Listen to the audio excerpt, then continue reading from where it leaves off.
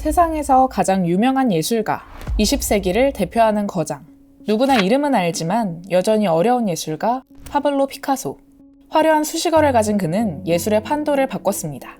그는 사물을 있는 그대로 묘사하던 기존의 예술에서 벗어나 자신만의 시선을 작품 속에 담았는데요. 사물을 여러 방향에서 본 모습을 한 화폭 속에 담는 입체파 양식을 탄생시켰죠. 피카소가 입체주의를 탄생시킨 20세기 초반은 기술과 과학의 발전으로 세상이 빠르게 변화하던 시기였습니다. 사진과 영상과 같은 매체가 급속도로 성장했고 아인슈타인을 비롯한 과학자들이 4차원 시공과 같은 새로운 개념을 내놓기도 했죠. 현실을 재현하는 기술의 발전과 우리가 살아가는 현실에 대한 새로운 개념의 출현은 당시 지식인들에게 크나큰 충격이었습니다. 피카소도 마찬가지였죠. 피카소는 우리가 바라보고 있는 현실은 무엇인가 고민했습니다. 그리고 화가들이 2차원 캔버스 위에 우리가 살아가는 현실 세계를 온전히 담아내고 있는지 의심했죠. 그러한 고민에서 탄생한 것이 바로 입체주의입니다. 3차원 현실에 있는 대상을 여러 관점에서 분해해 한 화폭 속에 그려내는 것. 이전과는 너무도 다른 피카소만의 화풍은 세간의 논란과 관심을 불러일으켰습니다. 그의 작품은 충격적이고 또 도발적이었기 때문이죠. 피카소는 그러한 사람들의 관심 속에서 계속해서 자신만의 관점을 화폭 속에 그려나갔습니다. 그 결과 피카소는 생애 동안 수많은 명작들을 탄생시켰는데요. 그의 작품과 철학은 많은 후대 예술가들에게 영감이 되었고 현대예술의 판도를 바꾼 예술가가 되었습니다. 피카소는 입체주의라는 새로운 화풍을 만든 것으로 유명하지만 거기에만 머무르지 않았습니다. 피카소가 살았던 20세기 세계는 빠른 변화 속에 혼돈기를 겪던 시기였습니다. 도시화와 성장 속에 소외되는 사람들이 발생했고 국가의 폭력 속에 전쟁과 같은 참상이 벌어지기도 했죠. 피카소는 그런 현실 속에서 예술가의 사회적 책임과 역할을 피력했습니다. 예술가가 사회의 문제와 갈등을 바라보는 것이 매우 중요하다 말했죠. 실제로 그의 작품 속에서는 사회의 참상을 고발하는 작품들을 만나볼 수 있습니다. 이 작품은 피카소가 1937년에 그린 게르니카입니다. 이것은 피카소가 태어난 스페인에서 벌어진 내전의 참상을 기록하고 있습니다. 어두운 색감으로 그려진 힘겨워하는 동물들과 사람들, 여기저기 널브러진 듯한 대상들의 형체, 그림 속 갖가지 요소들이 모여 학살과 전쟁으로 인해 벌어진 비극을 담아내고 있죠. 1944년에 그려진 시체 구덩이 또한 마찬가지입니다. 이 작품은 2차 세계대전 당시 벌어진 나치인의 유대인 학살, 홀로코스트를 그려낸 작품입니다. 묶이고 뒤엉켜 어딘가 비좁은 공간 속에 갇힌 사람들, 일그러진 사람들의 표정 속에서 전쟁의 폭력 속에 고통받는 한 개인의 비극을 볼 수 있죠. 이렇듯 피카소는 자신의 작품을 통해 국가와 이념으로 발생한 폭력과 그 안에 고통받는 개인들을 담아냈죠.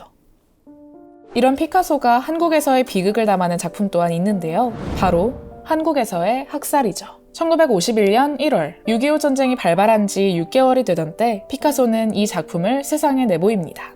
총을 든 군인들과 그 앞에 선 나체의 사람들, 갖가지 갑옷과 무기로 무장한 사람들과 다르게 아무런 보호 장비를 갖추지 못한 사람들은 너무나도 나약해 보입니다. 피카소는 일련의 작품 속에서 국가의 폭력 속에서 고통받는 개인들의 초점을 맞춰왔는데요. 이 작품 또한 마찬가지입니다. 전쟁이라는 국가와 이념 간의 대립 속에서 무고하게 고통받고 신음해야 하는 사람들을 그렸죠. 사실 이 작품에서 학살을 하는 사람이 누구인지, 학살을 당하는 사람이 누구인지는 명확하지 않습니다. 사람들은 제목을 통해 6.25 전쟁 중 벌어졌던 민간인 학살, 노글리 양민 학살 사건이나 신천 양민 학살 사건을 떠올리곤 합니다. 이에 대해 피카소는 이렇게 답했죠.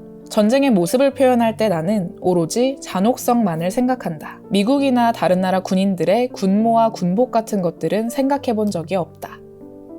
피카소는 작품 속의 누군가를 특정하기보다 전쟁과 폭력이 가지는 그 비극에 집중하고자 했습니다. 실제로 이 작품 속 무기를 든 이들의 무기와 갑옷을 살펴보면 정확한 형태보다는 여러 무기가 마구 혼합된 모습을 볼 수 있습니다. 총도 칼도 아닌 모호한 형태로 결합된 모습이죠. 폭력이라는 상징을 그 자체로 나타내기 위한 피카소의 의도인데요. 제대로 알지도 못하는 이유와 방법 속에 폭력을 당해야만 하는 민간인들의 모습을 그림으로써 폭력과 그로부터 발생하는 비극을 선명하게 담아내고 있죠. 그것이 피카소가 현실을 바라보고 현실을 담아내는 방식이었습니다.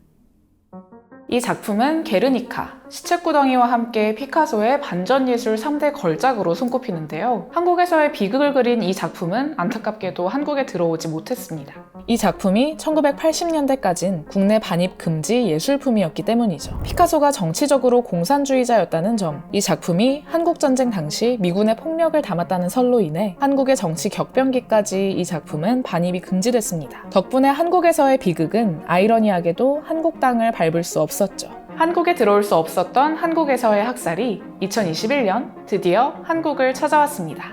피카소 탄생 140주년을 맞아 5월 1일부터 예술의 전당 한가람 미술관에서 피카소 인투 더 미스전이 열리는데요. 파리 국립 피카소 미술관이 소장한 걸작 110여 점의 원작이 한국을 찾아온다고 합니다. 이번 전시는 국내 최대 규모의 피카소 진품 명화전인데요. 여러모로 주목해야 하는 작품들이 대거 소개됩니다. 피카소만큼이나 유명한 그의 여인들의 초상들, 피카소의 아들 폴을 그려낸 작품까지 만나볼 수 있습니다. 이번 전시는 특히나 그의 유화작품뿐만 아니라 도자기, 조각과 드로잉 등 다양한 작품을 만나볼 수 있는데요. 서양 미술의 역사를 바꾼 입체주의의 탄생부터 피카소 말년 작품까지 70년에 걸친 피카소의 예술 흐름을 만나볼 수 있습니다. 1.8m에 달하는 두 팔을 벌린 여인 조각부터 말년에 발로리스에서 예술혼을 불태워 만든 도자기들까지 캔버스 위에 그려진 입체주의 작품으로만 익숙했던 피카소의 더 풍부한 예술 세계를 감상할 수 있습니다. 그리고 그 중에는 바로 이 작품, 한국에서의 학살도 있죠. 폭이 2m에 달하는 이 작품은 작품 발표 70년 만에 처음 한국 땅을 밟는데요. 기념비적인 순간인 만큼 피카소가 바라봤던 한국, 그리고 당시 한국에서 벌어진 비극에 대해 돌이킬 수 있는 기회가 될 것 같습니다. 20세기를 대표한 예술 거장,